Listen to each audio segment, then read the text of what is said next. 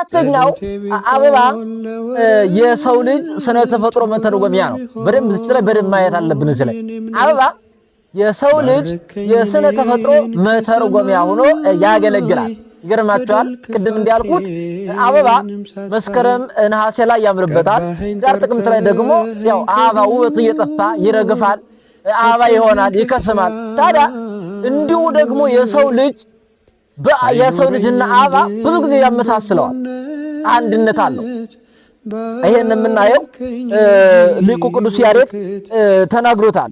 እንዲሁም ደግሞ መዝሙረኛው ዳዊት በመዝሙር 102 ቁጥር 14 ላይ ተናግሯል። በተለይ ቅዱስ ያሬድ እንዲህ አለ፣ ኦ ሰብ ተዘከር እለት እንዲህ አለ መዝሙረኛው ዳዊት በመዝሙር 102 ቁጥር 14 ላይ ተዘከር እግዚኦ ከመ መሬት ንሕነ ወሰብእሰ ከመ ሳይረ መዋዕሊሁ ወከመ ጽጌ ገዳም ከማሁ ይፈሪአል።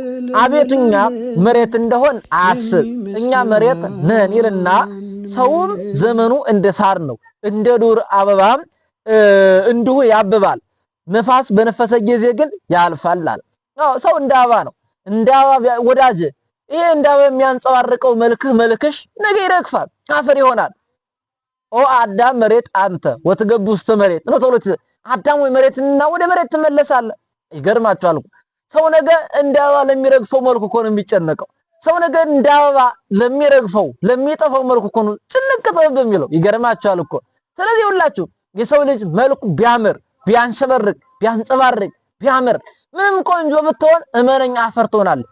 ምንም መልካም ብትሆኝ የውቦች ውብ ብትሆኝ ይሄ ልንገርሽ ነገ አፈር ትሆኛለሽ። ነገ አፈር ነሽ፣ እንደ አፈር ትለወጫለሽ። አበባን ተመልከች። ሪው ጽጌያተ ገዳም ነው ጌታ ያለው። የገዳም አበቦችን የዱር አበቦችን እያቸው ተመልከች አለ። በጥቅምት ያምራሉ፣ በመስከረም ያምራሉ፣ በህዳር ግን ይከስማሉ፣ መልካቸው ይጠፋል፣ መዓዛቸው ከነሱ ይለያል። ሰውም እንደዚህ ነው። እንደ አበባ ያምራል፣ እንደ አበባ ያንሸብርቃል፣ እንደ አበባ ውብ ይሆናል። ወዳጀ ግን ምን ዋጋ አለው? ተመልሶ አፈር ይሆናል፣ ተመልሶ ጭቃ ይሆናል። ከጭቃ የተገኘና ጭቃ ይሆናል። በጣም ይገርማል። እኔ በግጥም በኩል አንድ ምን አለ እንዲህ አለ፣ አፈር ነካኝ ብሎ ይቀፈፋል ሰው ከላይም ከታችም እስከሚለብሰው የሚባል ይሁን ግጥም መልኳል። እንዴት አይነት አድርጎ እንዲተረጎመ የኛን ህይወት አያችሁ ወዳጆች። ነገ ምንም መልካም ብትሆን ምንም ውብ ብትሆን የመነኝ ነገ አፈር ትሆናለህ፣ ወደ አፈር ትቀየራለህ፣ ትከስማለህ። ጌታ ነው እንዲህ ብሎ የተነገረን። ስለዚህ ታዲያ በዚህ ልክ ይሆናል። ሊቁ ቅዱስ ያሬድ ደግሞ ሲዘምር በድጓው እንዲህ አለ፣ ኦ ሰብ ተዘከር ዕለተ ሞትከ ወጻታ ለነፍስከ ኦቅ ወጠይቅ ወአይምር ወለቡ ወአክብር ሰንበታቲከ ይልና